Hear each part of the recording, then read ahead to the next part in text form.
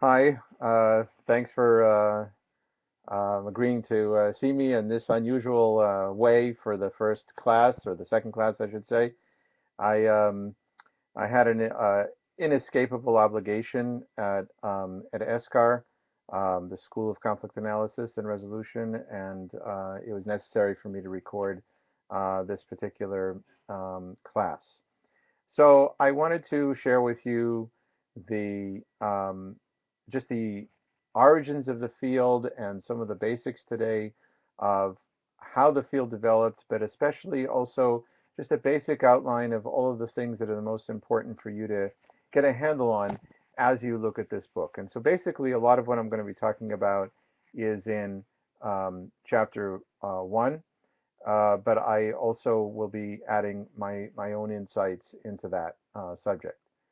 Um, the origins of the field, as you know, are in the 1950s and the 1960s. This was in the context of the post World War II period. In general, it's important to understand the relationship between human thinking and research in the 20th century and the phenomenon of warfare. The 20th century comes after a, a long period of time where there was an optimistic view in Western thinking and the bases of Western science on on an optimistic view of the human capacity for reason and rationality, and that formed the basis of a great deal of the movement of the Enlightenment. Although a lot of the Enlightenment research was not always about the focus on the rational and the reasonable side of human beings, but also on an exploration of his emotional or her emotional nature as well.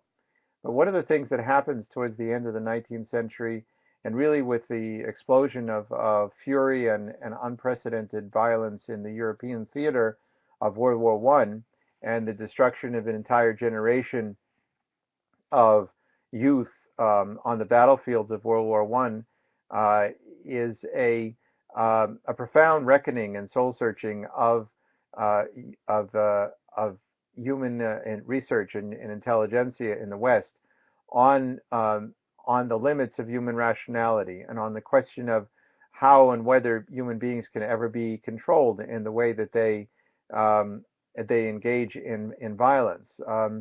It's important to understand that before World War One, on the in the lead up to World War One, you had all the most enlightened so-called countries of Great Britain and France and Germany all itching for war. There was a glory in the idea of the battlefield, and then comes along World War One with its at the time very high tech capacities for killing that had never been used before, especially the machine gun, and suddenly you had the mowing down and the slaughter of an entire generation in a way that they had never experienced before in war.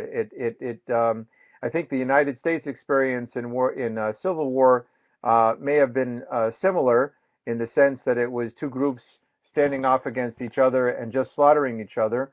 But there was something about World War One with the use of technology that made this a profound reality, and also that the United States, the Civil War was 500,000 dead, which was a huge amount for the country at the time. But 20 million dead in World War One really took the world into the stratosphere of the capacity for murder and killing. And then comes along an unresolved World War One, and grievances and punishments that lead to the development and evolution of both communism and fascism, that in itself lead to far more killing, 40 million dead by the end of World War II, and many more dead. And I think that these shockwaves are have a great deal to do with the profound look at conflict as a problem in and of itself, as destructive war and destructive conflict as some sort of flaw or some sort of problem with humanity. But I think that there's another, in the book we'll talk about this, but I think there's another thing about the Cold War and the standoff between the United States and the Soviet Union that also leads to a profound search for a new scientific understanding of conflict analysis.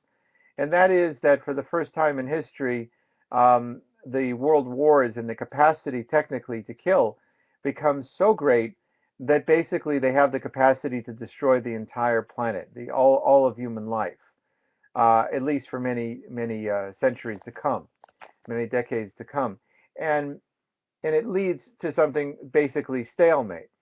And a stalemate is an interesting moment when you may have urges and thinking that you can be in a victory, in a space of victory, but a stalemate of absolute Armageddon, of the capacity of both sides to destroy everything, I think led to a break. It led to a holding off on the urge, the important urge that always keeps killing and murder and violence and conflict alive, is the feeling that I think I can win, or I think we can win, or I think if we employ this smart strategy, we can outsmart them.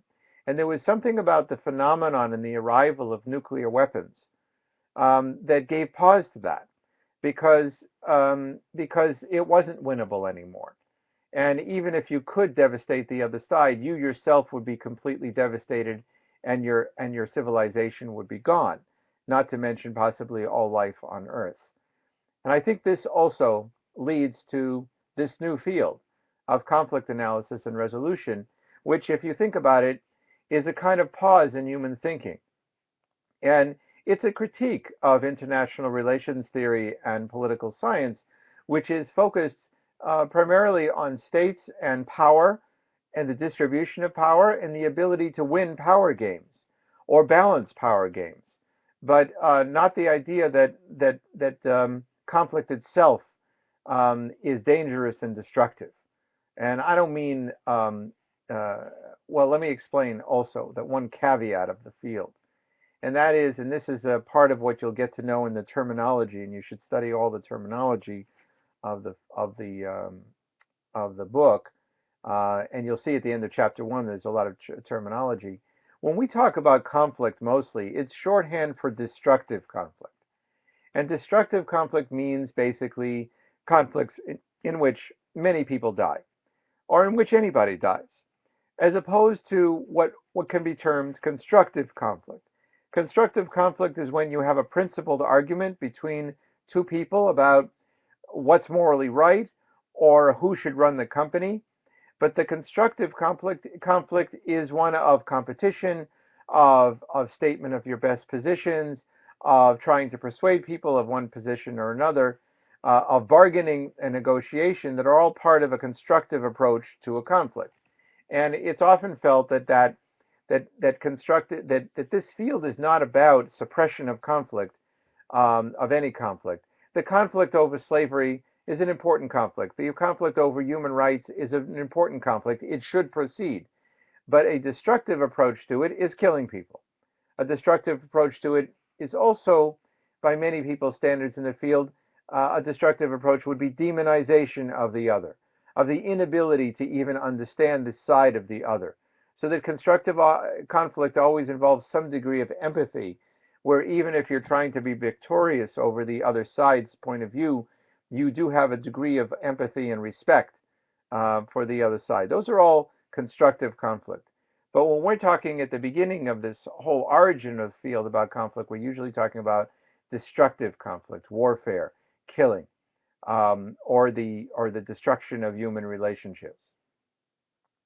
Now, getting back to our subject, the Cold War really put people in a place of reflection on what is the nature of conflict, what is human nature, and are we doomed to fight greater and greater wars? We went from 20 million dead in World War One to 40 million in World War Two, to 20 million here and there with in the Soviet Union and in China.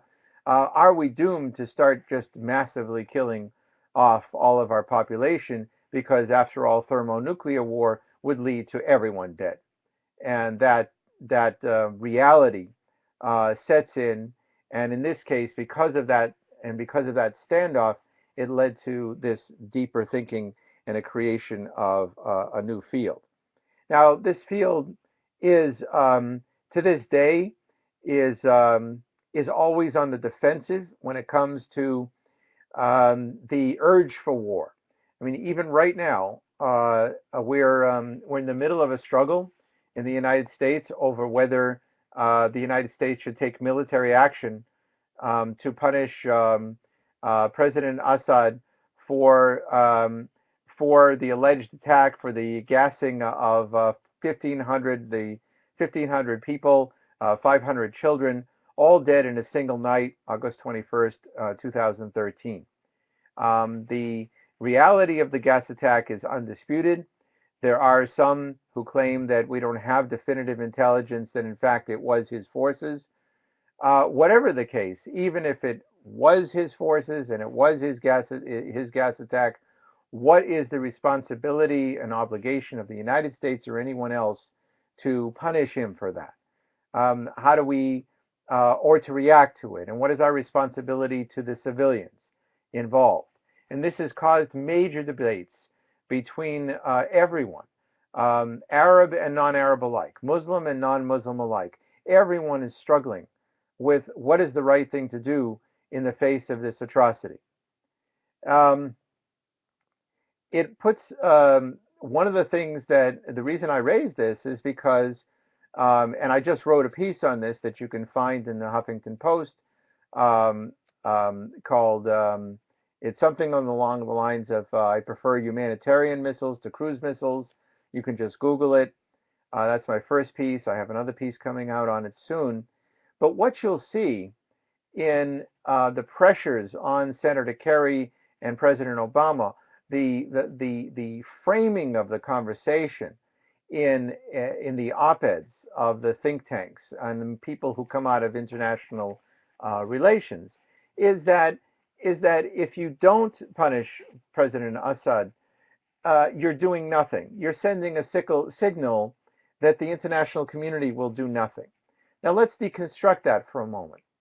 That suggests that if you don't use weapons, then you're doing nothing. That there's nothing else substantial to do in this case other than a military response.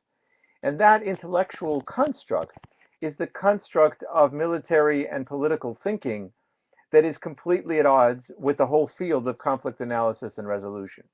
That doesn't mean that conflict analysis and resolution is a pacifist field. There are some people in conflict resolution who are pacifists. There are some who are not. There are different kinds of pacifism. Some people are principled pacifists. They will never opt for war or for violence. Others are practical pacifists, which means that 99% of the time they find that most wars are illegitimate, or they're fought for poor reasons, or they don't have enough moral justification, or their justification is there, but their methods are sure to lead to even worse results than what they created. None of that is exactly conflict analysis and resolution. Conflict analysis and resolution is mostly about the fact that there's a necessity to look much more deeply into the causes of violence and conflict. There's a necessity to look much more deeply into the motives for violence and conflict on all sides of a conflict, no matter how one-sided those appear to be sometimes. And there's a necessity to look for the possibilities of conflict resolution short of killing the other. Um, and to exhaust all possibilities, creative possibilities of doing so based on your analysis, based on your conversations, based on your interventions. So here we are, really 50 years after this field was established, and we're still arguing through editorials and in person with those who feel that if you do not respond to Bashar Assad's outrage at this moment with cruise missiles and Tomahawk missiles, then you are effectively doing nothing, that you are appearing weak and indecisive in the face of fascist and fascist crimes against humanity. And that's where we stand. Now, I argued, for example, that uh, in my latest piece, that all possibilities have not been exhausted for some very deep reasons that you need to study about this region. And it's a good instantiation of why the field of conflict analysis and resolution is so necessary. It's very often the case that people at war, that nations at war, or nations about to go to war, experience various psychological symptoms that are even the brightest people have a problem with. It's sometimes referred to as tunnel vision, or the capacity of people to only hear and see what's reinforcing their own points of view. It's also called an echo chamber. Now, in the political sphere, it's loaded with the reality of politics and lobbying, where very often, because politicians are boxed in to certain positions that they're allowed to take and still stay in office, still be elected in a democracy, or still be popular in a non-democracy, or still be safe, is that they have a limited set of options based on the constraints of their politics. So that, for example, many negotiators in Washington will talk about politics as the art of the possible, because they're usually assuming a series of things are impossible. So that, for example, at this point, let's say that in the Syrian theater, it's no question that the Assad family has committed major crimes against humanity. There's no question that many Alawites are part of his regime and have also been implicated in those atrocities. But let's also assume that there's some very strange things going on. That the millions of people who rose up non-violently in 2010 to protest the corruptions of his regime, that many of those people were Sunni Muslim, of course, the majority, but also Christian and also Alawite. And many people wanted to see change, positive change. But immediately, there were other forces in the region that started training people for warfare. And as soon as Bashar committed some of those outrages, Bashar Assad, they were ready with sending in funds and even sending in people committed to very violent forms of religious warfare called jihad. And these were actual states that did this. Furthermore, there were other nations that were really interested in pushing for the United States to go to war in Syria because they had a claim, they had a reason to go to war ultimately with Iran. And Syria, as an Iranian protectorate, if the United States had to go to war against Syria, that too would be a further impetus to push the United States into a confrontation with Iran. And that was in the interest of other states. So you see, once you start looking at the deeper issues of the fact that this Syria is one of the last client states in the region of the Russian Federation, of the old Soviet Union. So it's an ace in the hole for the Russian leader. And so that there's an old Cold War confrontation here. Once you realize that Shiite Iran and Sunni Saudi and Qatar and Gulf states are at war with each other on the ground of Syria, not to mention also in Pakistan and in Afghanistan and in Egypt now, um, suddenly it doesn't seem so simple to think that the answer is Tomahawk missiles. That this is Bashar, he's evil, and therefore Tomahawk missiles need to punish him. What about all those other players? What about the poor Syrian people who demonstrated nonviolently for months and then have been overtaken by the brutality of the Assad regime supported by Iran on one side and by jihadis from all over the region flooding in with huge amount of arms and funding to carry out a bloody, uh, um, immoral war on the other side with numerous human rights violations. See, that is what conflict analysis does. And that's why it says, a deeper approach to conflict resolution here is to face all parties, to face their role in the conflict, and to push them hard to negotiate, to cajole them, to incentivize the process, to and there are many, many things we can do. We will talk about in this book about conflict resolution practices and conflict resolution approaches that can induce enemies to consider de-escalation or ceasefire or alternative ways in which they can get what they want and what they need. and the very analysis of the fact that even warriors um, are are deeply enmeshed in a process of looking for what their needs are. So all of that is to say that conflict analysis and resolution became a very important field as people looked deeply into the causes of war beneath the surface and did not succumb to the knee-jerk reactions of even very intelligent people in political and military circles who are simply encased, entombed, imprisoned by their own echo chambers and by their own tunnel vision to not see that their own prejudices and their own alliances were also a factor in why the conflict was becoming deadly. And that therefore we needed conflict analysis to say, hey, wait a second. Look at all the factors. Have you really exhausted all possibilities in de escalation? And more importantly, what kind of conflict prevention do you do on a regular basis to prevent these kind of larger conflagrations from taking place? How do you address the grievances of states and the needs of states before they swallow up everybody in a fire of conflict across regions? How do you address Sunni grievances with the Iranian state across their region? How do you address Iranian grievances that everybody wants them to change their regime and actively has tried to undermine their country's security?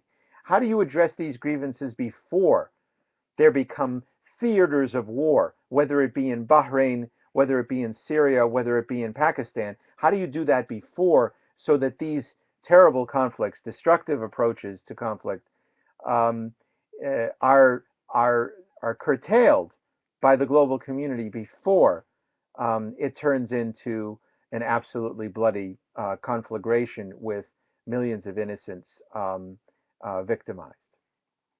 Okay, now um, the fact is that conflict analysis and resolution, at least as concepts, have had a major impact on the development of international institutions, from the United Nations to the OSCE to the Arab League. Everywhere you go, the European Union, everywhere you go, you find that conflict analysis and resolution has become whole departments in these systems, in these global systems of international relations. So the idea is there. There's a great deal of people working on this, and as a result of that, there are a massive amount of United Nations peacekeeping operations, for example, that are a direct product, a child of this whole field of conflict analysis and resolution.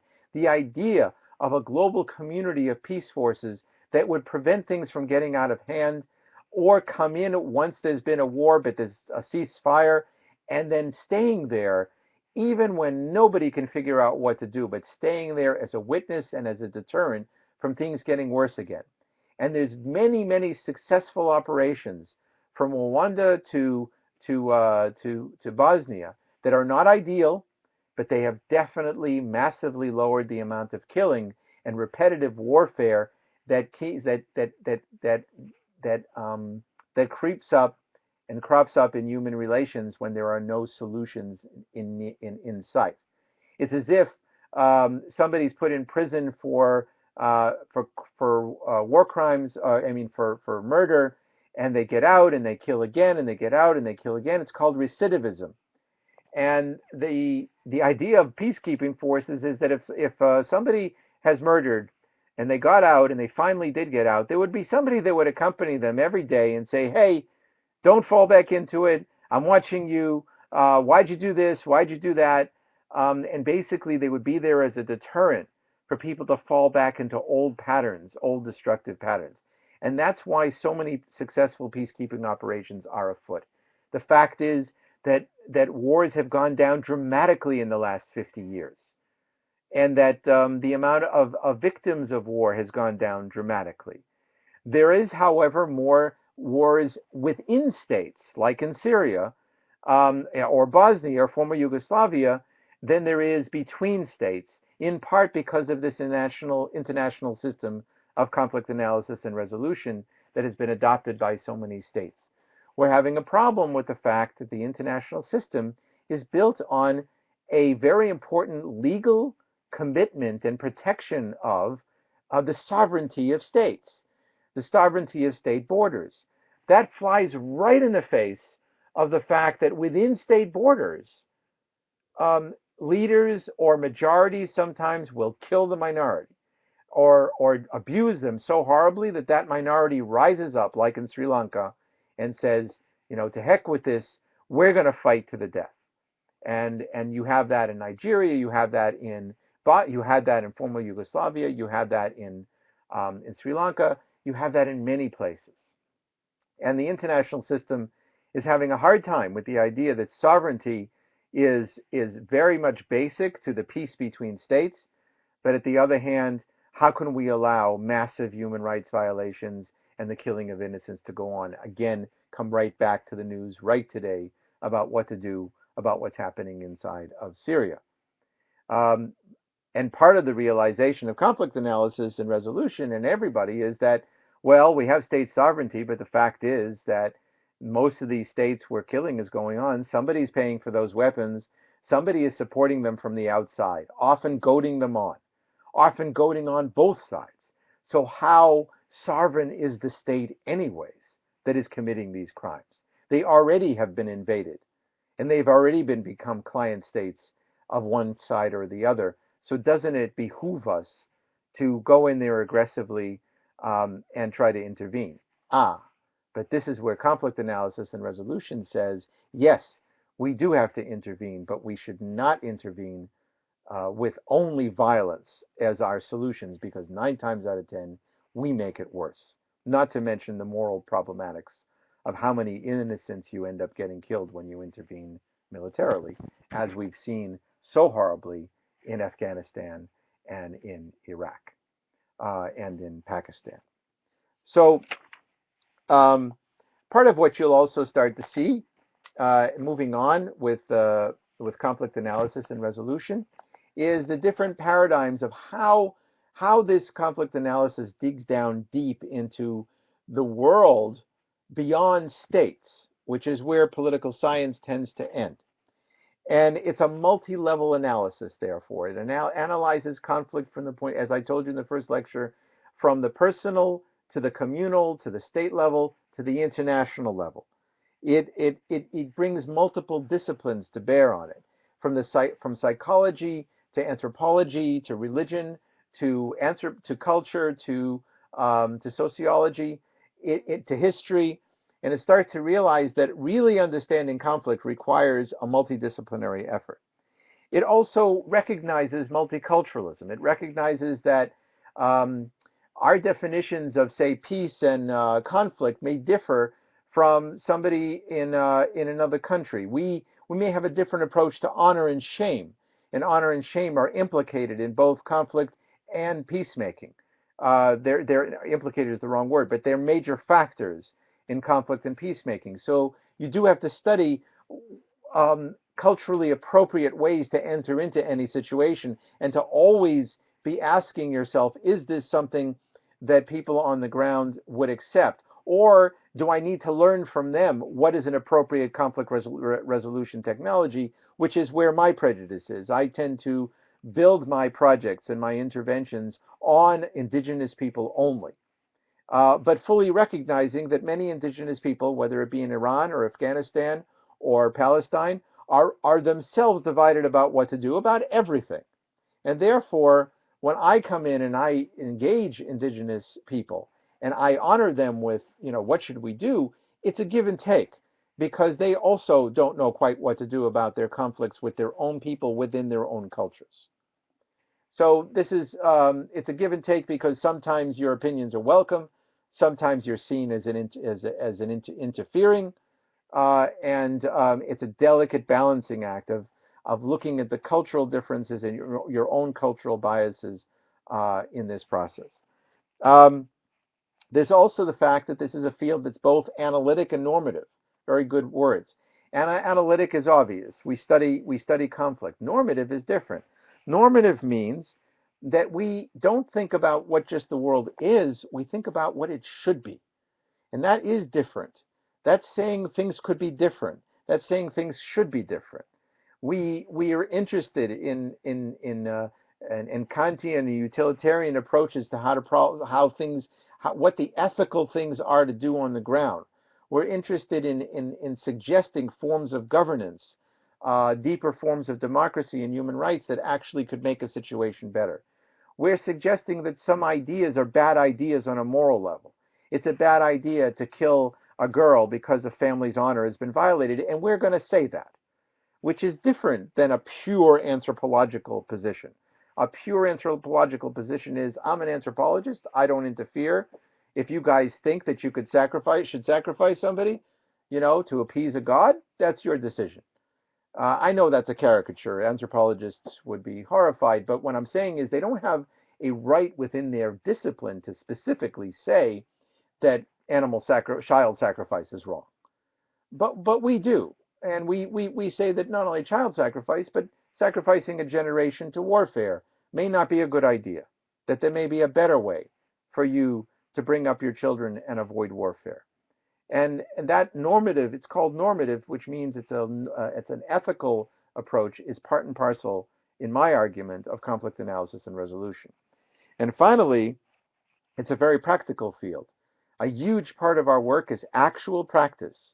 And the actual practice, and this is very similar, the best analog is medicine, where there's biology, but then there's medicine. Medicine is a combination of biology, very sophisticated biology, neurology, and biochemistry, etc., and practice. And the practice becomes the source of learning about what true medicine is in its ideal form. Ideal doctor is somebody who practices and learns from his practice what is the best approach to health and healing. The best practices are nurses who practice, and then they come to what is the best forms of taking care of patients, and so on and so forth.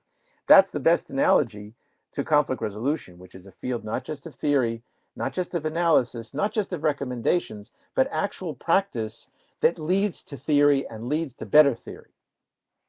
Okay. Now, um, you'll see different models of things leading up to war and things leading down from war. You should study them. You'll see approaches to violence that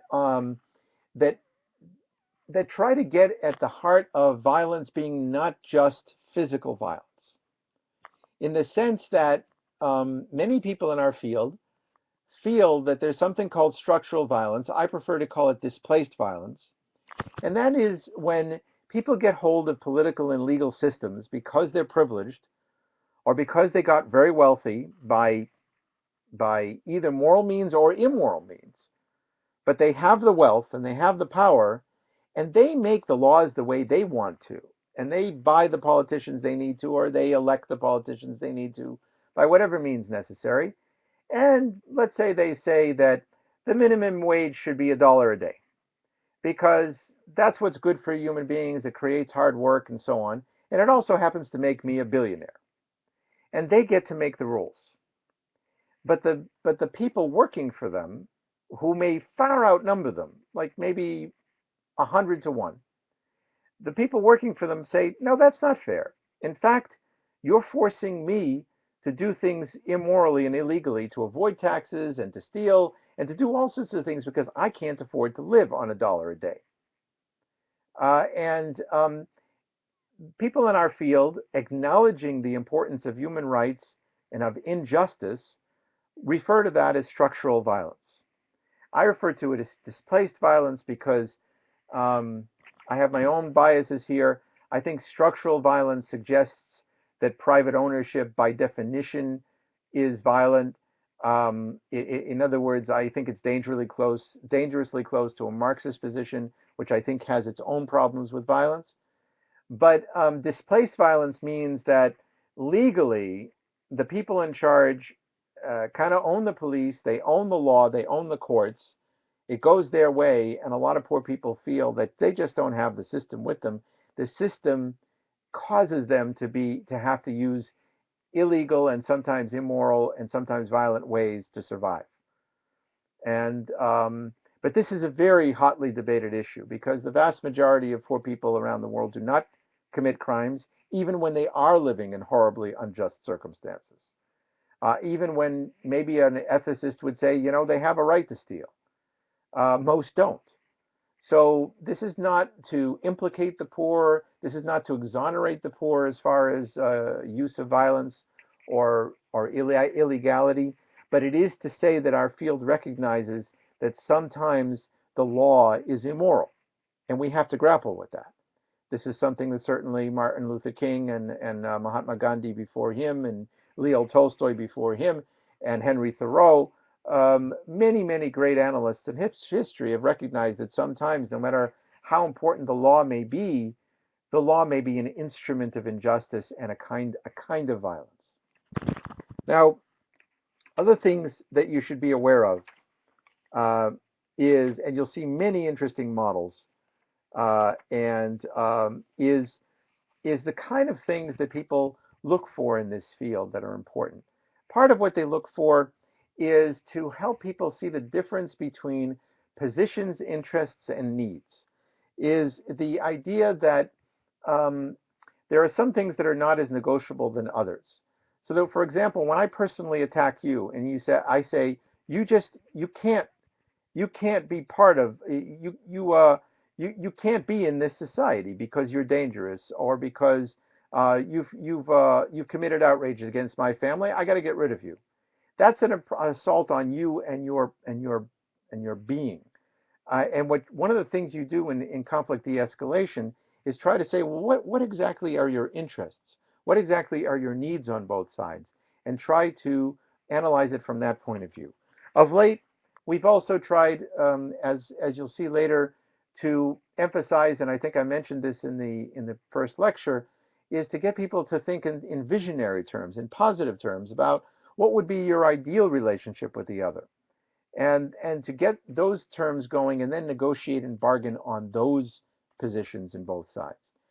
This relates to one of the important distinctions in the field that's been raised up between conflict resolution and conflict transformation, where conflict transformation emphasizes that real conflict resolution only occurs with a transformation in relationships. That fundamentally conflict is about good relations and bad relations, that the details of negotiations um, will never survive unless there is will never survive.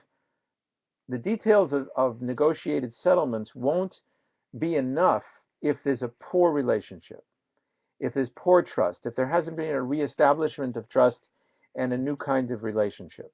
And that's why the emphasis is on how to build new relationships between people who have been wounded or who have been in conflict.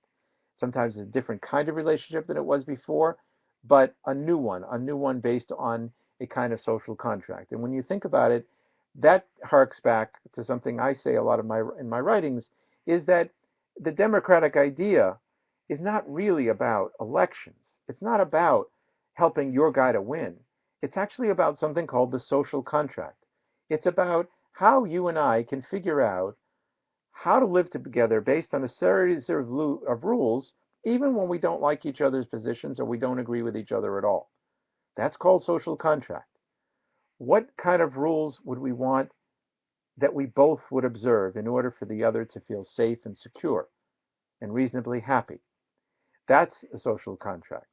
And that basically, and this is where the interesting interplay between the history of religious ideas and cultural ideas comes into interesting relationship with very modern notions of democracy.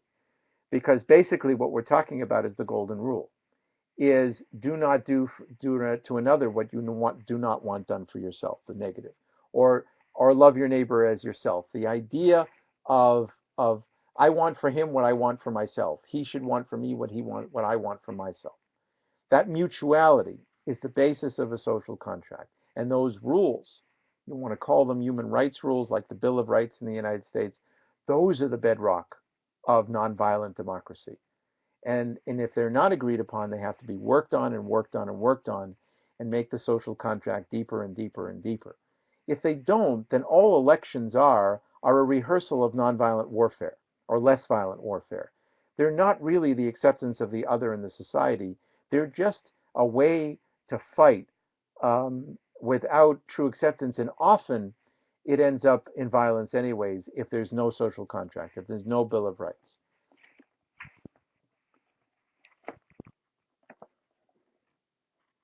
So, um, yeah, that's a couple of positions that I want to share with you. Um, the other thing that I think is very important is that you'll see, for example, on page 27 and page 29, you'll see some interesting models of pyramids.